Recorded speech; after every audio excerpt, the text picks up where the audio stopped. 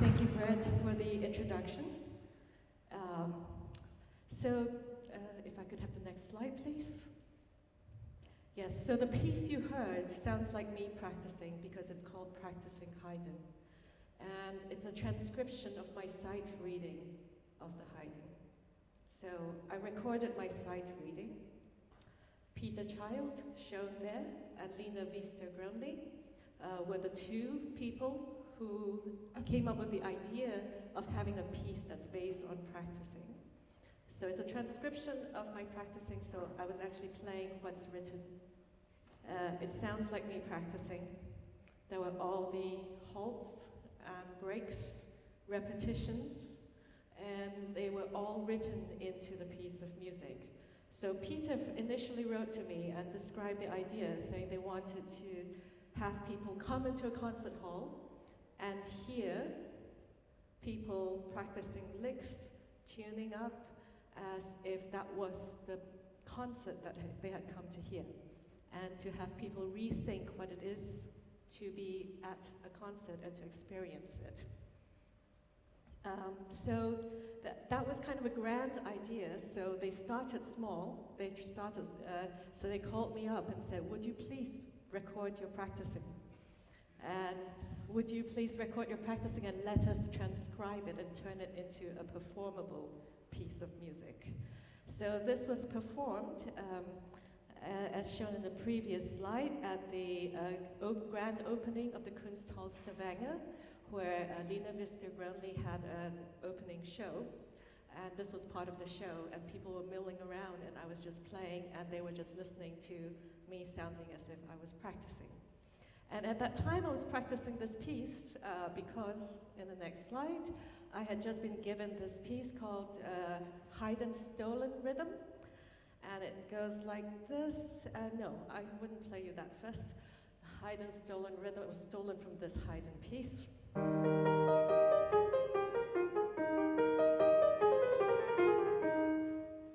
And what Cheryl Frances Ho did was she took all the rhythms, she stole the rhythms, and put in new notes to it.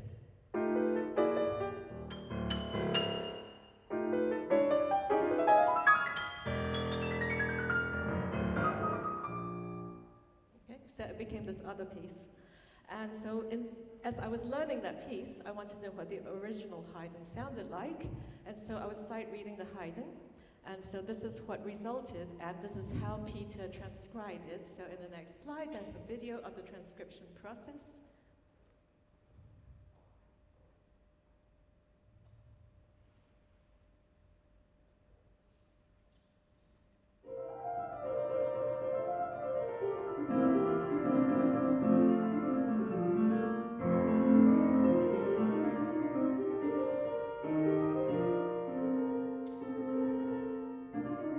This is how it's written out.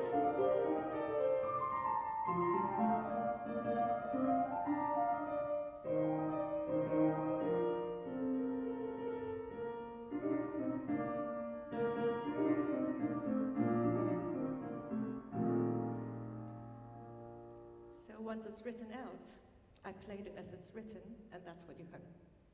Okay, so this is just to give you an idea of how the collaborations with Peter Child, composer, evolved over time. But first, I'll give you a quick introduction to my background. I know Brett's already said something about it. So I was born in New York, Buffalo, New York, because my dad was teaching there at SUNY Buffalo, and he was a mathematician. But soon after I was born, next slide, we returned to Singapore, where my mother is from. And so I grew up on the Nanyang University campus. And when the two universities merged, my father taught at NUS in the mathematics department. And so those are how my ties with Singapore began. Next slide, I studied piano here privately with one of the wonderful piano teachers here in Singapore, Ong Lim Tat.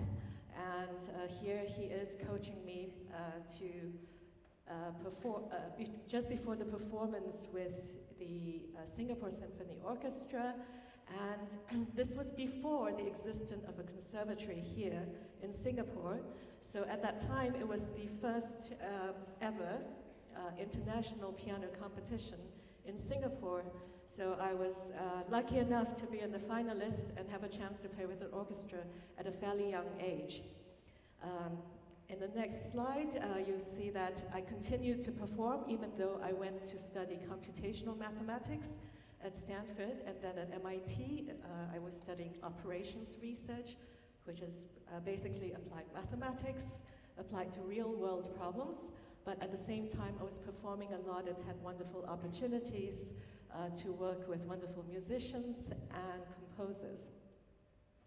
So one of the composers that I had the chance to work with was Peter Child, who at that time was head of music and theater arts. And because of that collaboration, I recorded a number of Peter's pieces.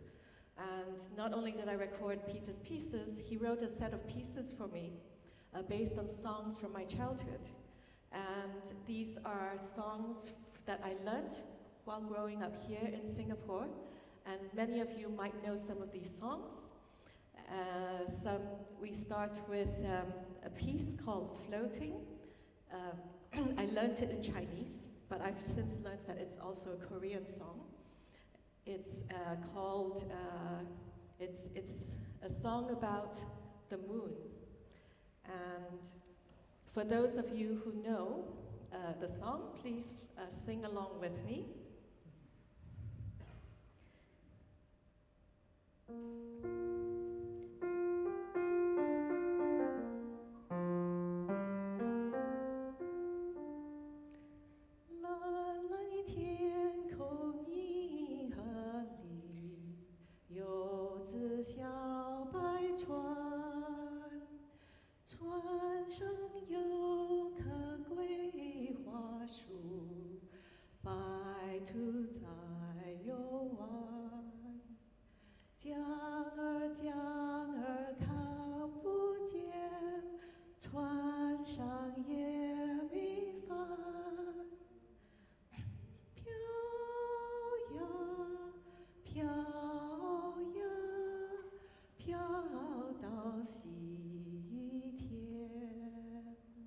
So it's about this rabbit on a boat that's floating across the sky.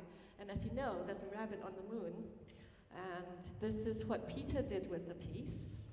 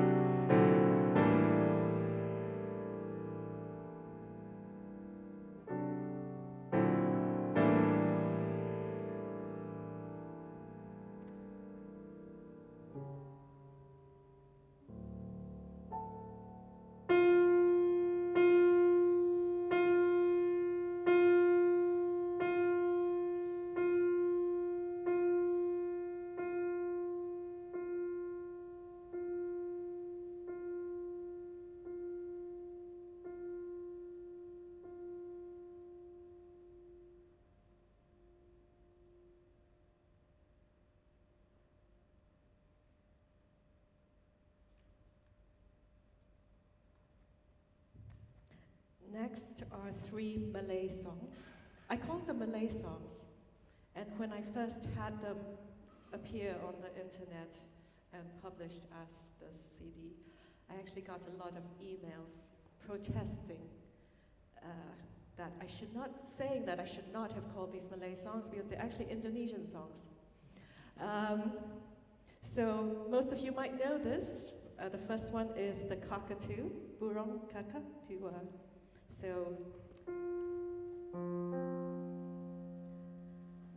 burung kakatua mengklok di jendela, nenek sudah tua, giginya tinggal 2.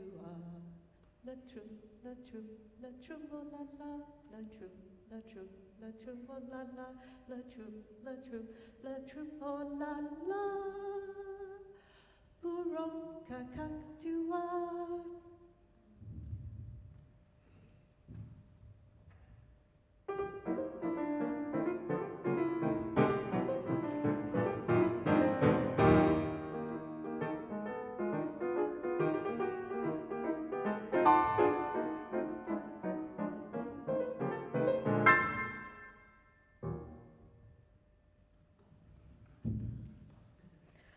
Next, river song. I guess this is in line with the flowing ideas here. This is Bengawan solo. So this Bengawan solo, riwayatmu ini sedari dulu jadi perhatian Dewi Sari. Musim kemarau tak berapa hamu, di musim hujan ayah meluap sampai jauh. I should say a few things about how Peter arranged these. They are bitonal, so the right hand plays in one key and the left hand plays in another. So the right hand is in here. The left hand goes.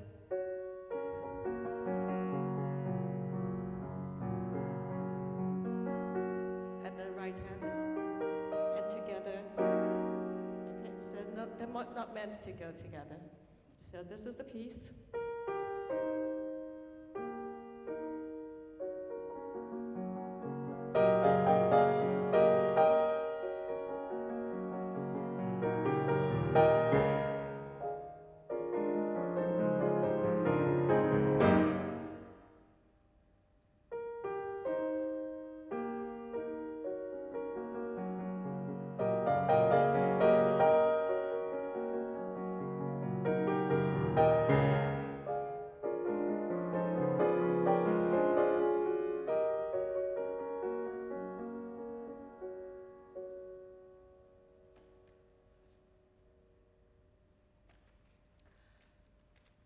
The third song in the set is the Sampan Variations, and you might guess this is Dayong Sampan. Dayong Sampan, Dayong, Dayong Sampan, Balabo Tantang Benda Cina, Sampai Singapura. It's about a boat that left China and came to Singapore.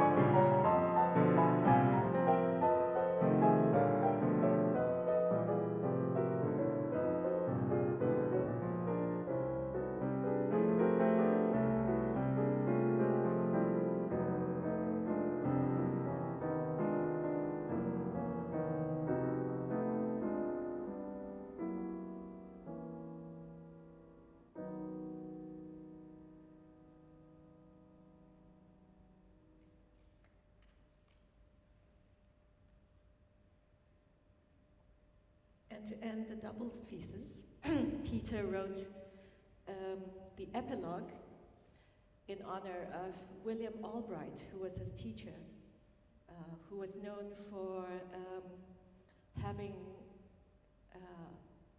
helped promote ragtime music, as well as playing a lot of ragtime.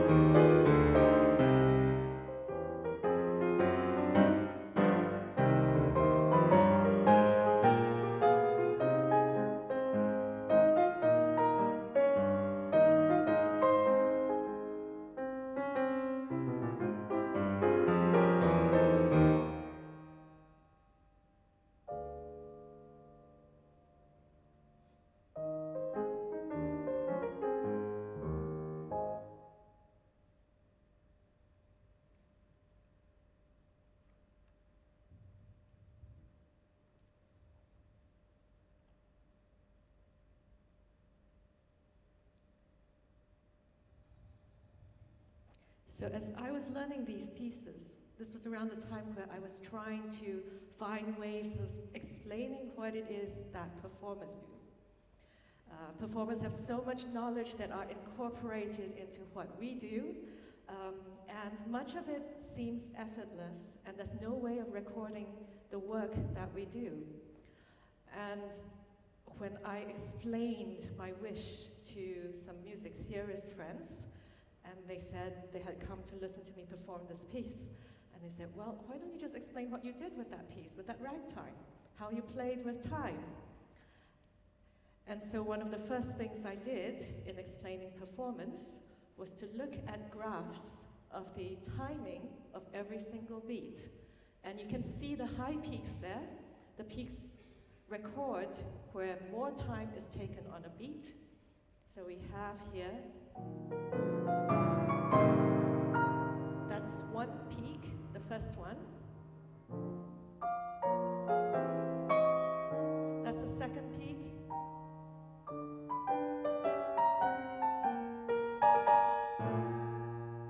That's the highest one, and that's like a tipping point, because then we go into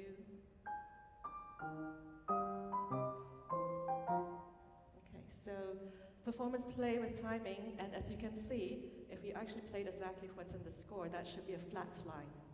It's not a flat line. It's not a flat line because we've played with time.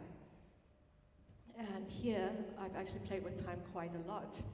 In the next slide, it shows how time was stretched in real time, because we've gone from score time where every beat accounts for a single point on the x-axis.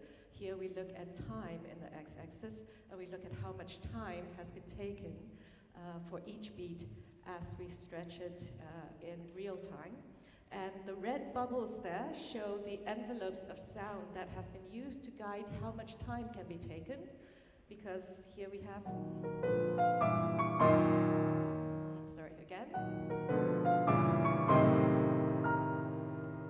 And there's an amount of time I can take. Right now it's still okay. And it depends on the envelope of the sound.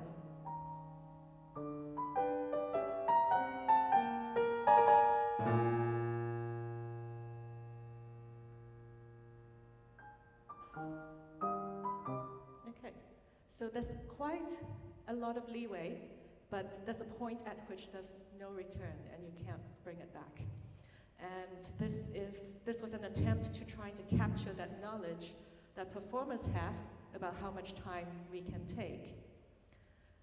So a number of years later, one of my PhD students, when I was at the Center for Digital Music at Queen Mary, University of London, was Caterina Costa, and she semi-automated the transfer of beat annotations and used an automatic loudness computing algorithm to extract loudness and tempo variations in 2,000 recordings of Chopin mazurkas.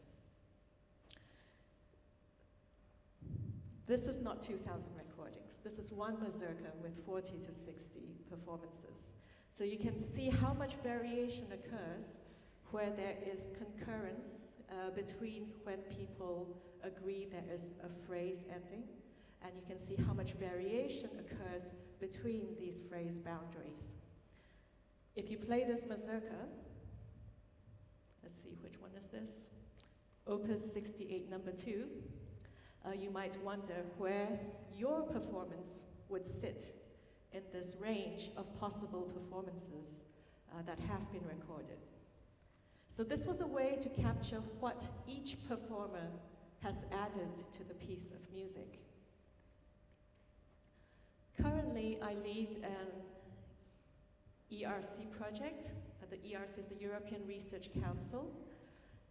They have funded a project called Cosmos, which I lead, and that's computational shaping and modeling of musical structures in performed music. And it is it's a carryover of these ideas of trying to capture performance and what it is that performers do. So Cosmonaut, named by the PhD student who worked on this, Daniel Bedoya. So this was the Cosmos project, and he was thinking very hard what to call this web interface that we've created, and he came up with the name Cosmonaut.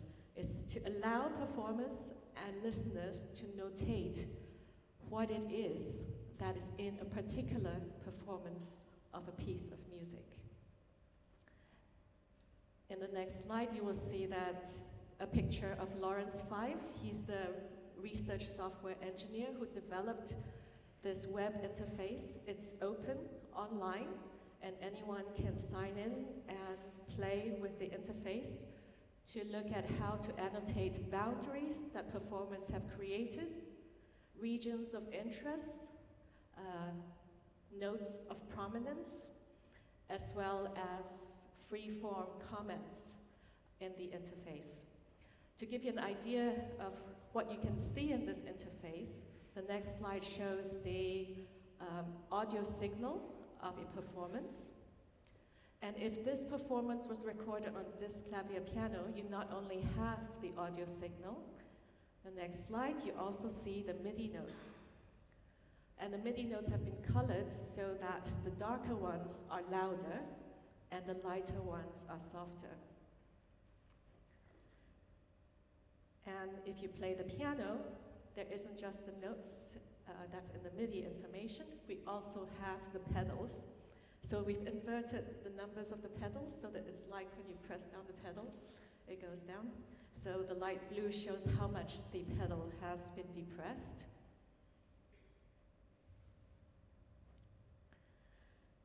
And over here you'll see a marking of the boundaries. So I've put in these boundaries. Someone else might put in different boundaries based on what they hear.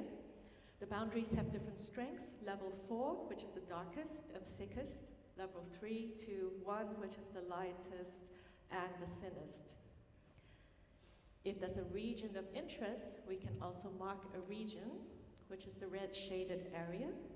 And the red shaded area here shows a tipping point in the music. And this is taken from the cadenza of Strauss Burlesque, where there's a tipping point at the end of the cadenza back into the theme. So it begins over here from the very beginning of this screenshot.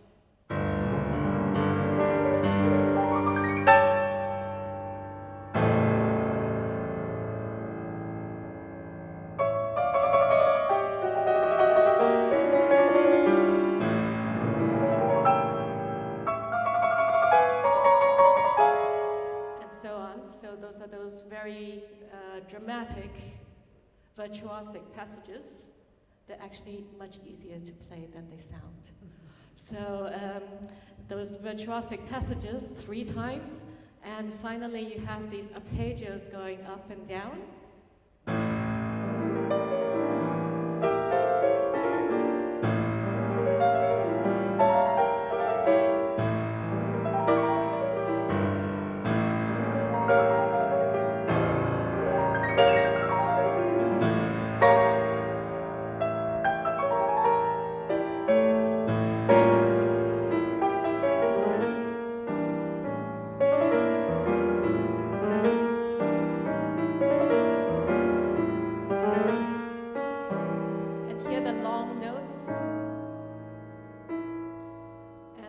We're in the pink zone here,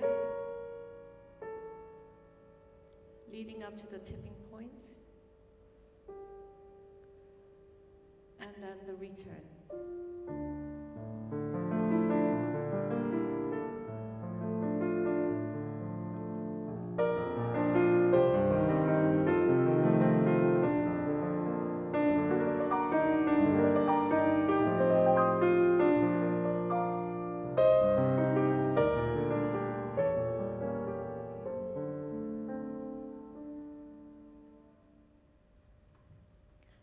So here we have marked that tipping point, so what people perceive, and different people can mark their own tipping points, and we can try to explain how that tipping point is created. In the next slide, we have layers of information about the music. Here I've shown the loudness layer, so we can see the loudness curve of the music computed from the audio.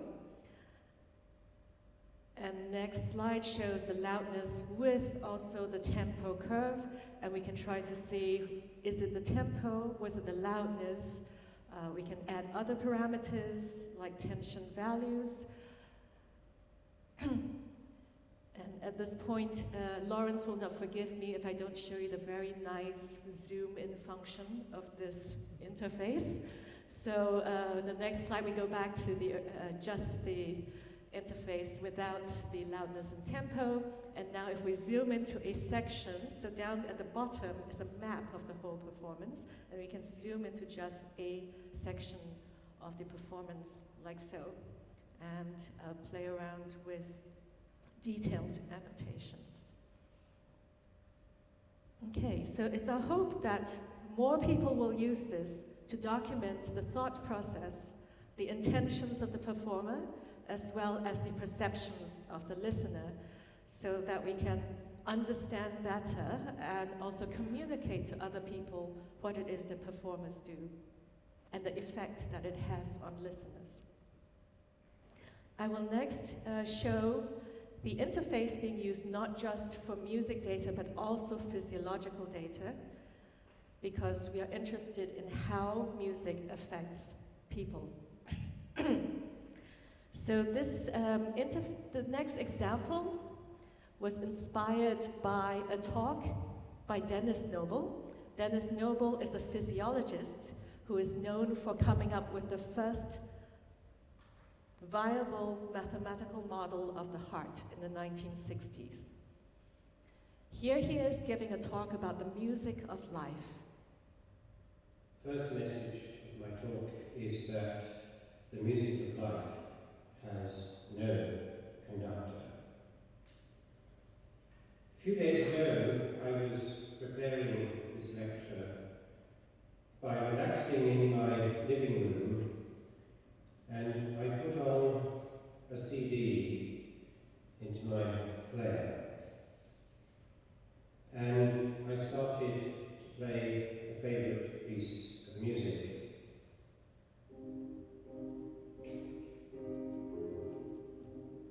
And as the Schubert piano trio entered into the second slow movement, I began to cry. We must all have pieces of music or other artistic expressions.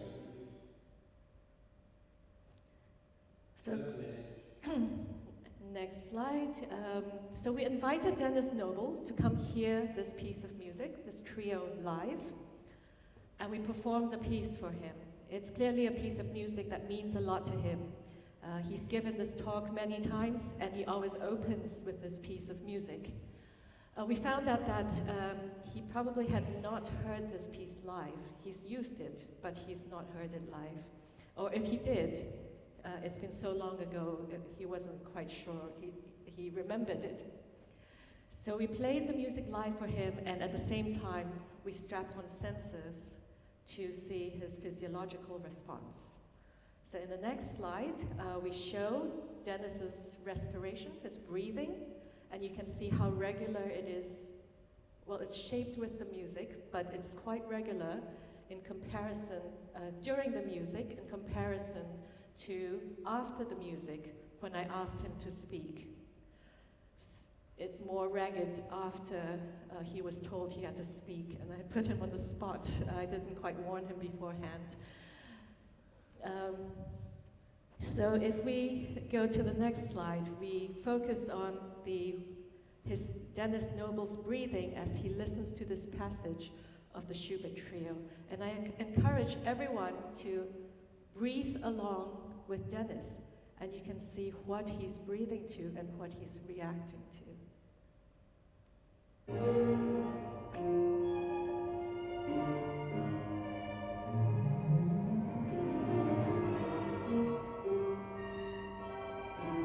And a deeper breath here.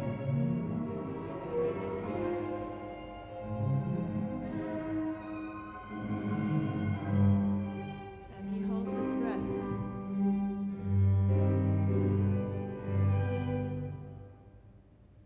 In breath.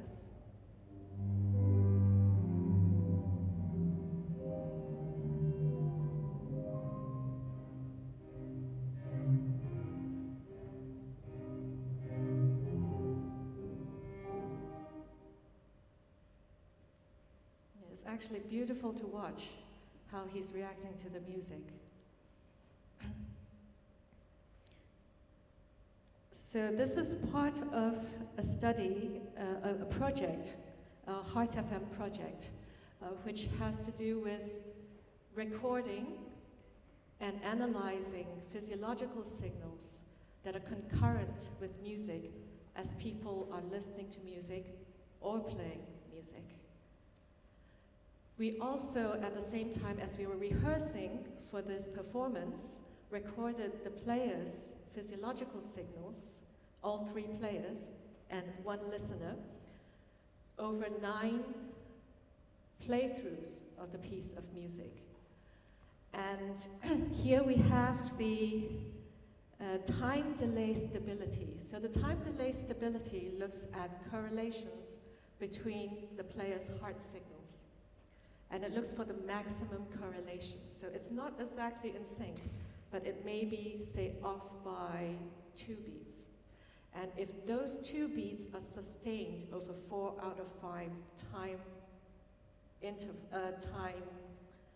segments, then we call that a time delay stability. And you can see over there under the box, it shows that the 3 players together have much higher time delay stability than with the listener or with the tempo or loudness of the piece. In the next slide, we can see where time delay stability is most probable and most high in the plots. And this is in the last passage where the piece goes like this.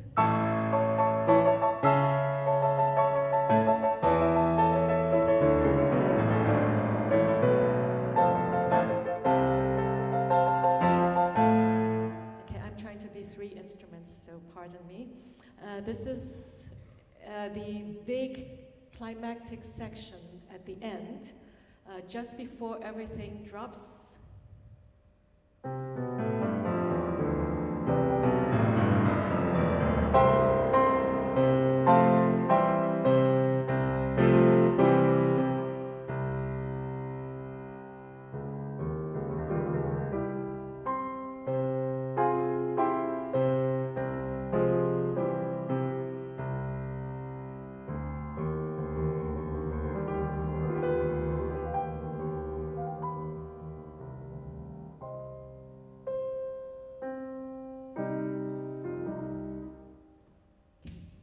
So that's that big climactic section, and this is where the players are most likely to all be have this time delay stability between their heart signals. So as Brett alluded to, my current work has to do with music and the heart. So this is an example of analysis of heart response to, in this case, playing music. In this next slide, we have the work of Emily Graeber, who was a recent Marie Curie fellow with me, and one of the research projects she took on was to look at decoding music amplitude from ECG. So there's recent work trying to decode music from EEG, so with brain signals, reverse engineering what a person was listening to.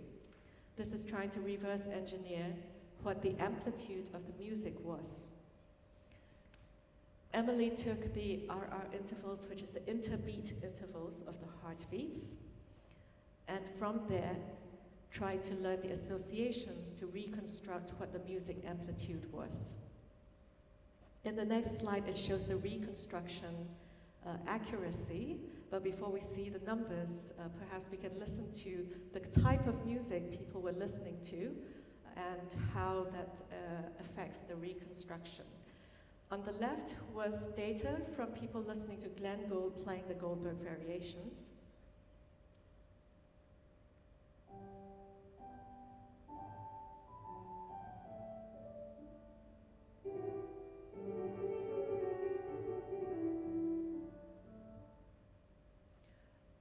Because of our collaboration with, we have a reproducing piano that allows us to collect data and also to render data on a Bösendorfer Diskklavier. But this data was actually from Steinway, who acquired the company that recreated what the MIDI notes were of Glenn Gould's performance. This company is Zenf, and actually I met the guy who founded Zenf, who then funded the work of recreating the MIDI notes to reproduce Glenn Gould's performance when I was in Los Angeles while at the University of Southern California. He was visiting at that time. So this was Zenf's, the data that Zenf created, but Zenf has since been acquired by Steinway, so we actually got the data from Steinway to render on reproducing piano. Next is contemporary classical music, and contemporary classical music in this case was music that was recorded while I was at Ear Camp. I was there for 3 years until last year. And this was the work of Marquez, who's an improvising classical musician. And here are some excerpts of his improvisation.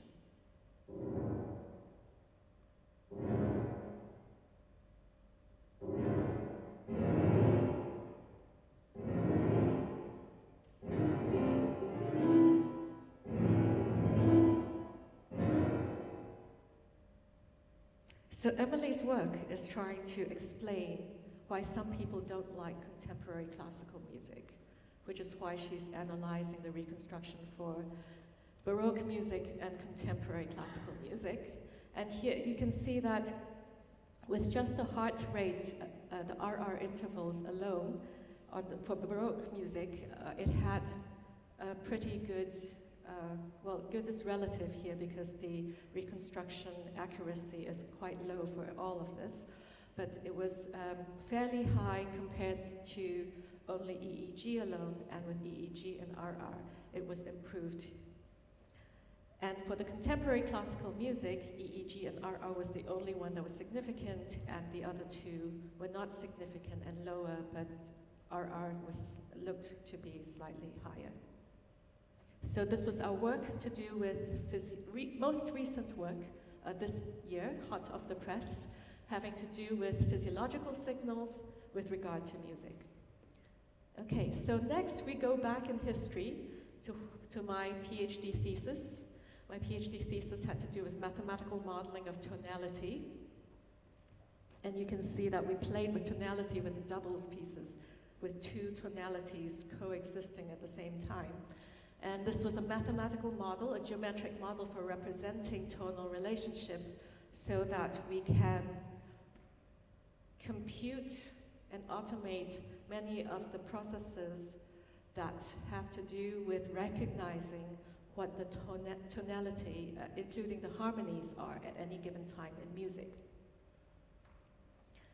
And the next slide has a video that shows the model working in real time as music is coming in from, say, a disc clavier piano.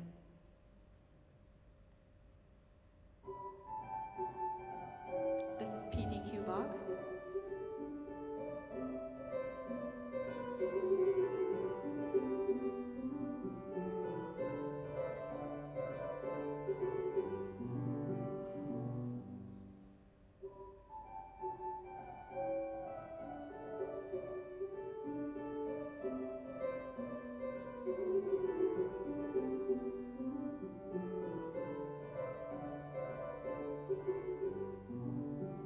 So you can see that we are able to track chords and keys as they're unfolding when the music is being played. 2 slides forward. Going back to the burlesque example, the reason, we can see this in the graphs, the reason the tipping point works is because there's all these dominants. It's a long prolongation of the dominant, and you can see that in the geometric model. So here we have the first one. And then the second one.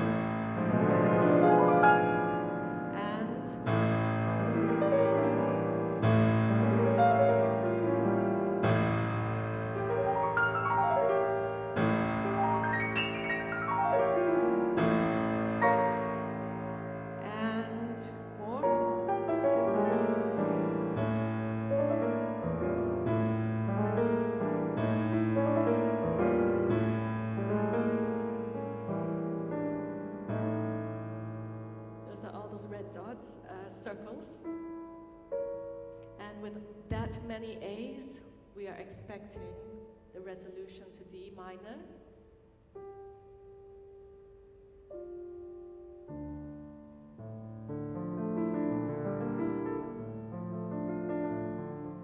And it's so much sweeter because we've waited for it so long. And this is why the tipping point works. And if we, at the same time, track the player's physiology.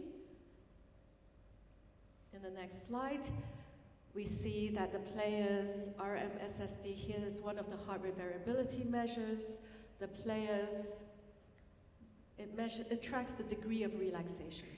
So the degree of relaxation is high at the beginning and progressively gets lower and lower as all those virtuosic passages get played, and hits bottom as we get to those arpeggios. And before the tipping point occurs, because it's getting easier to play, the player already is relaxing, and you see this arrow going up progressively after that bottoming out. The next slide shows the listener, which has a different trajectory. The listener's enjoying all of this virtuosic display, and only starts feeling tense when there is the uncertainty of when the theme is returning. So that's the point, that's that part, the pink block over there, highlighting the building up of tension until the tipping point. And after the tipping point, when the return is sure, the listener starts relaxing, and you can see that upward trajectory after that.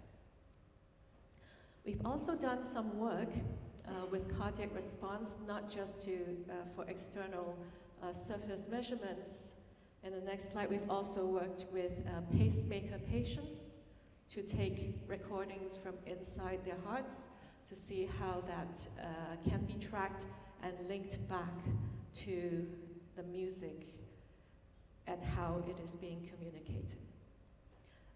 In the interest of time, I have not prepared slides to expound on that, because we are trying to move on to the next topic, which is Morpheus, which is an expansion of the spiral array model's capacity to track tonal properties. So here's an example of why we can use the spiral array to also track harmonic tension.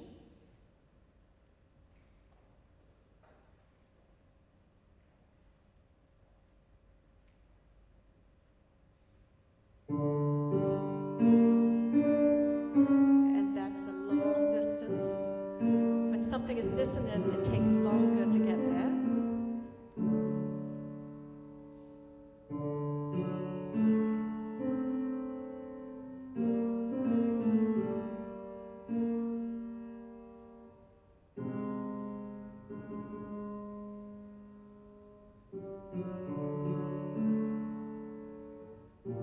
Using these observations, we've come up with a model for harmonic tension, and this is work with Doreen Hermans, who's teaching here in Singapore at SUTD. This was work we did together when she was a Marie Curie Fellow with me at Queen Mary University of London. And here the first parameter of this tension model has to do with dissonance, which looks at the spread of points inside the spiral array. That's the first cloud. The second one is the chord momentum, looking at how quickly chords are changing. And the third one is how far we are deviating from the key, which also causes tension because it takes that distance away from the key and needs to be bridged to bring us back to the close and return. Using that tension model, and next also tracking of repeated models using an algorithm by David Meredith. Next slide. Doreen created a system that would take a template piece of music and generate a new piece of music. And you might find a recurring theme here by copying all the rhythms of the existing template piece, changing the notes, but this time not changing the notes randomly, changing the notes so that they're constrained to closely follow the harmonic tension parameters of the original piece. So this allows the new piece to also have some long-term structure, and this is an example of what that experiment leads to.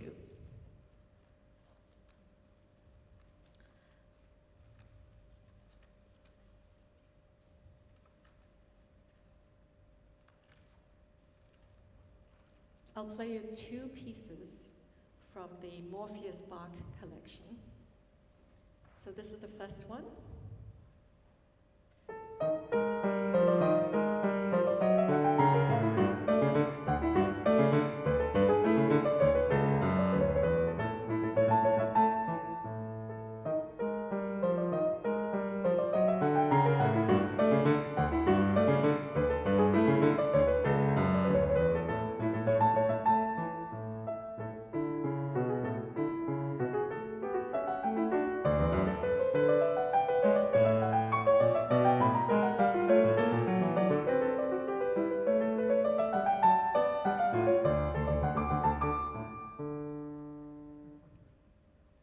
You can probably guess where that came from.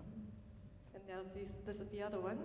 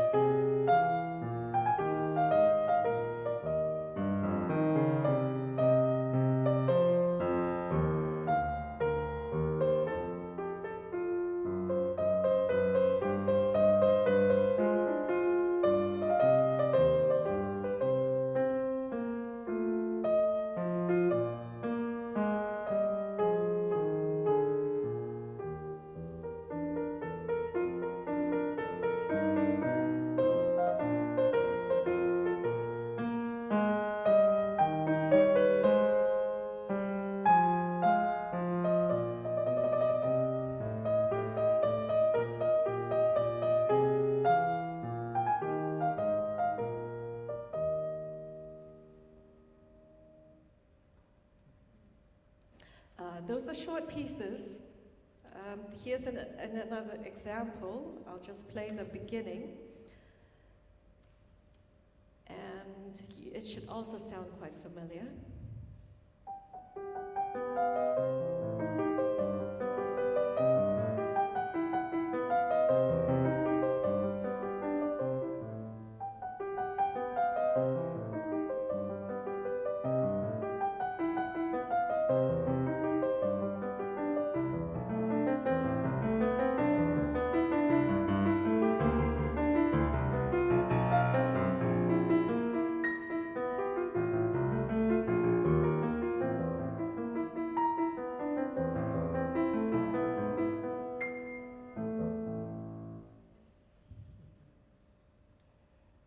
I quite like Morpheus pieces.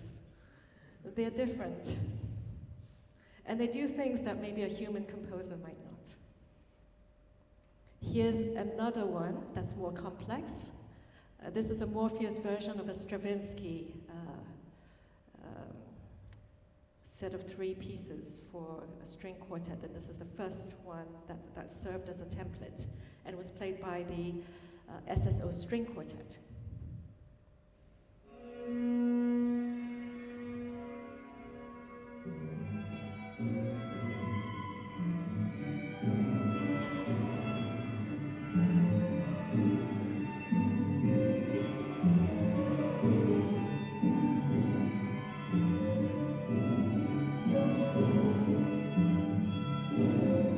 So Morpheus was pitted against a human composer and got 1 vote out of 3.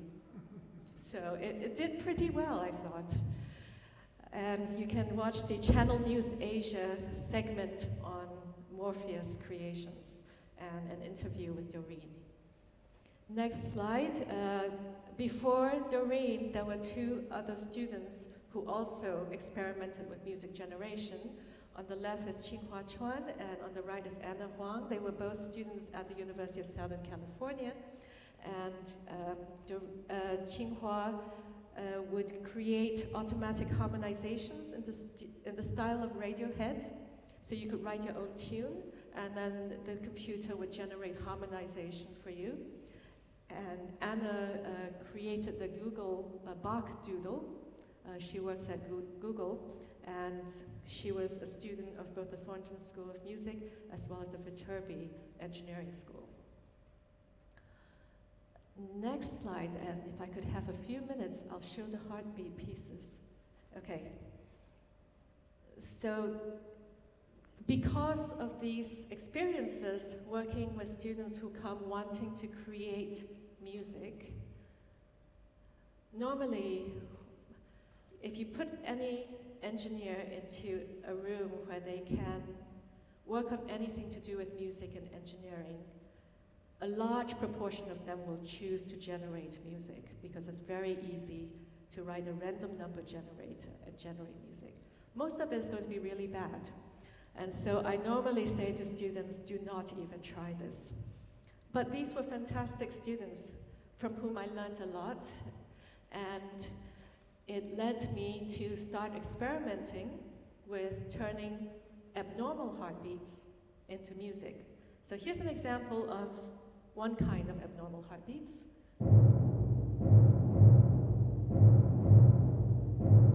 Next page, more abnormal heartbeats, now from different parts of the heart. And you see the transcription at the bottom.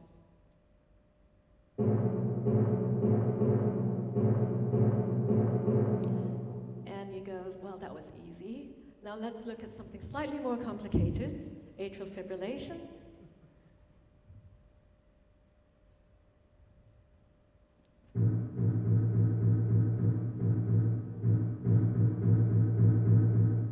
So for this, you need contemporary music notation where the meter changes quite a bit. And because these rhythms, if you listen to it, sound like musical rhythms. And so these rhythms exist in music. Taking segments of music, chopping it up, and collaging it to create a new piece of music, we get this. And the next slide.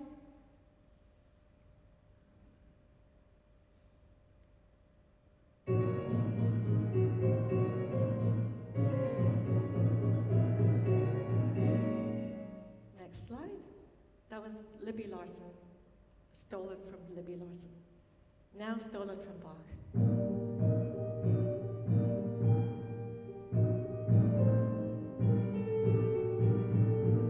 Next, stolen from Piazzolla.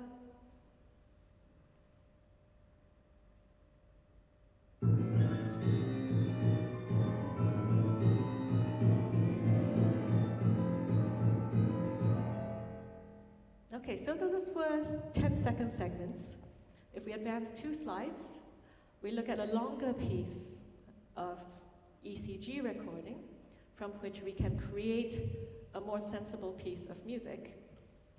And this has the ventricular tachycardia being started and with antitachycardia pacing putting it to a stop.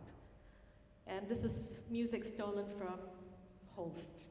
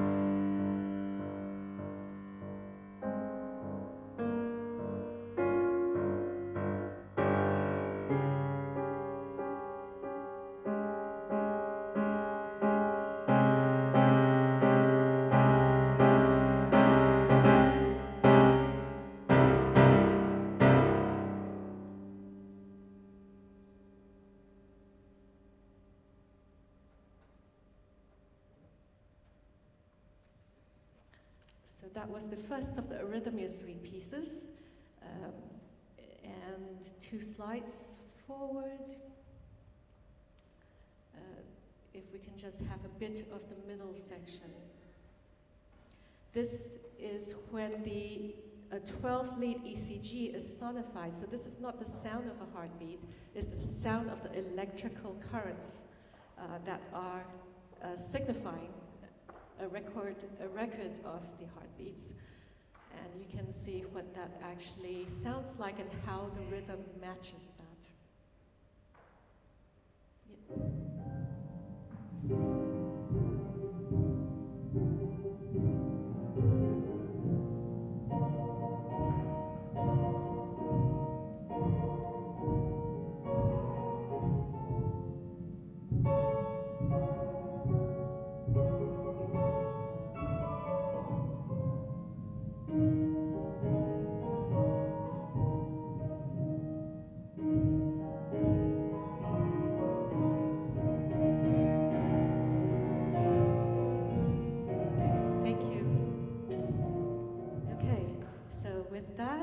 We end the presentation, and we can fast forward to the final slide.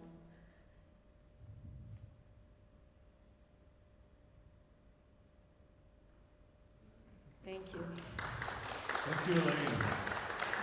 Thanks, everybody. I think we have some questions outside at lunch. Lunch is waiting for us. I just want to add 2 small personal anecdotes, or one personal and one just interesting thought that came to me. In the summer of 2022, I spent about 3 weeks with my father in the ICU. He was suffering from a non-COVID related pneumonia, but I was constantly monitoring the arrhythmia and the defib monitors during his time there, and wow. hoping for the best. He's still with us. But in that same visit, I had played for him a recording of the Holst that I had done with Singapore Symphony Orchestra, so really interesting synchronicity there. And then the other thing is thinking about the future of AI and teaching it empathy. David Deutsch talks about and believes that there will be a future day of our robot overlords where the importance of teaching them empathy and interrelating with them will become crucial. And of course, music seems like a logical step towards that. Thanks again. Thanks, everybody, and we'll see you out there at lunch. Thank you. Yeah. Beautiful. Thank you.